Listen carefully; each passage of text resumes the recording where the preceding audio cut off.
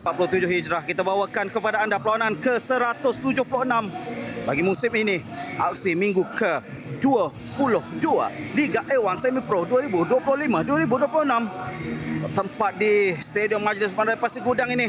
Pastinya tumpuan terarah kepada pertembungan antara pasukan Johor Darul Takzim 2 menentang pasukan Kelantan Red Warrior FC, dan kedua pasukan dilihat sudah pun berarak masuk bersedia untuk menyanyikan lagu Negaraku. Emmanuel M. Bagah. Pastinya itu dia sepak mula dengan pasukan Kelantan Red Warrior memakai jersey berwarna putih pada hari ini. Kalau pasukan JDT 2 tampil dengan jersey keramat mereka, jersey biru merah. Itu dia Irham. Emmanuel M. Bagah di bahagian kiri ini perlu diberikan rantaian ketat kepada penggempur utama pasukan Kelantan Red Warriors, dan juga drama yang terbaik untuk kancah Liga A1 Semi Pro 2025-2026 ini. Oh, berjaya untuk memperdaya Reh. Jaya untuk lepas Sumareh. Satu umpanan. Kelihatan kelam kabut di dalam kotak penalti pasukan KRW ini. Ujur memberikan peluang yang lebih terbuka kepada pasukan JDT 2 ini. Kelihatan Sumareh dan juga Latif Suhaimi diberikan amaran lisan oleh Usaid bin Jamal. Kita terus berikan perhatian kepada sepakan penjuru ini. Alif Muttalib dengan satu lambungan. Tandukan, dan itu dia jaringan dengan satu lonjakan. Siapa lagi kalau bukan Mikel Kesta.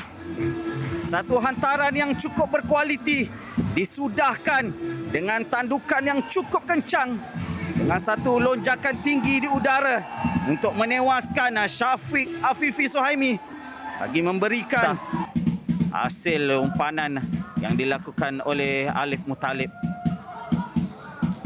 Alif Muttalib, satu umpanan, tandukan, namun hampir-hampir untuk lagi pasukan JDT 2 mendahului 1-0 menerusi jaringan serta tandukan yang dilakukan oleh Mikel Kesta. Satu tandukan dan jaringan tercipta oleh pemain ini, Wan Muhammad Aikal Daniel. Entah dari mana ruang yang dibuka untuk pemain ini bergerak ke dalam kotak penalti bagi terus menggunakan kepala beliau memberikan jaringan gol penyamaan kepada pasukan KRW. Kita saksikan bagaimana hantaran lintang ini terus ditanduk mudah bagi menggegarkan jaring pasukan seberang kanan untuk aksi di babak yang kedua ini.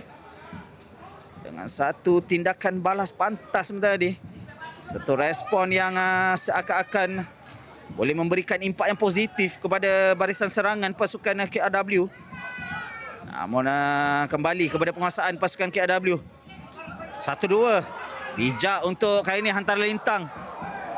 Alif bermain 1-2 bersama dengan Celso. Najmuddin bergerak di bahagian tepi ini. Najmuddin cuba untuk masuk ke dalam kotak penalti. Satu hantaran lintang, namun dikeluarkan untuk sepakan penjuru. Ini dia Najmuddin.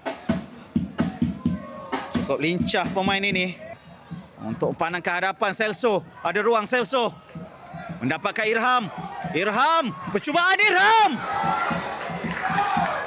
Hampir-hampir Danish Irham dengan satu ruang. KRW, Bagah bergerak. Bagah,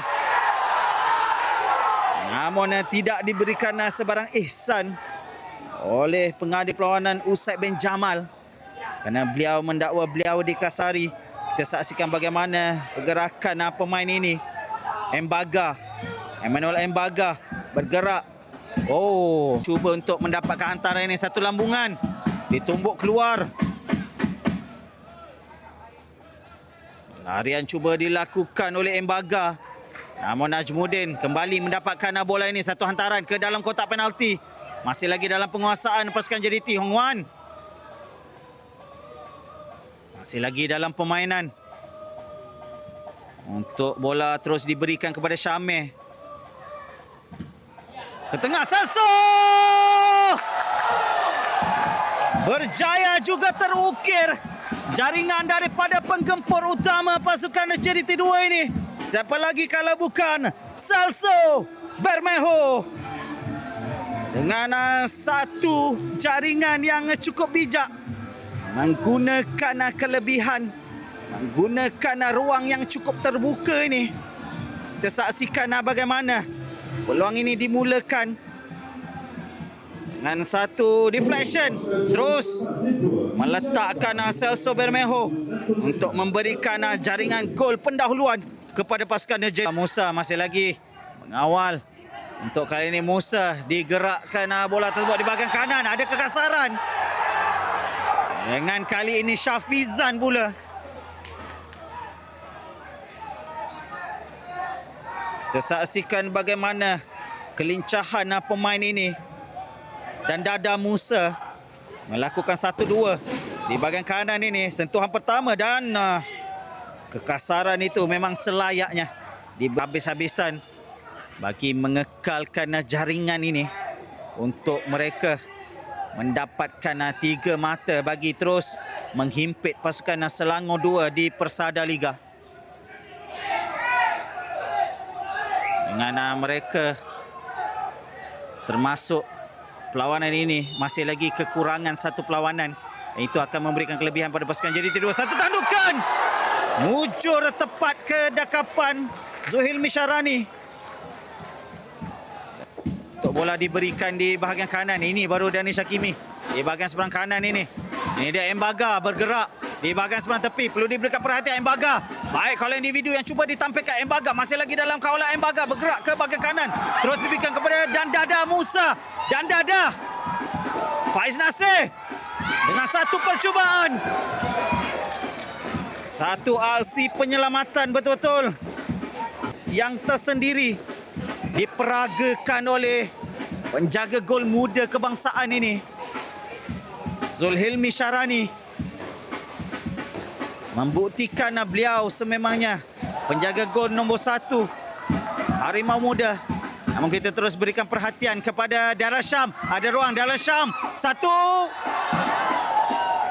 percubaan yang hampir-hampir memerangkap penjaga gawang pasukan KRW. Ini dia Darul Syam. Cukup bijak pemain ini. Saksikan bagaimana beliau cuba untuk menggunakan teknik bagi sepakan percuma. Cuba untuk mendapatkan dan Dada Musa. Masih lagi Latif Suhaimi. Dia tiupan whistle panjang mengesahkan 3 mata milik JDT2 untuk 10 Syawal ini. Satu hari yang cukup gemilang untuk 3 mata bagi pasukan JDT2 ini. Tahniah untuk pasukan JDT2. Untuk pasukan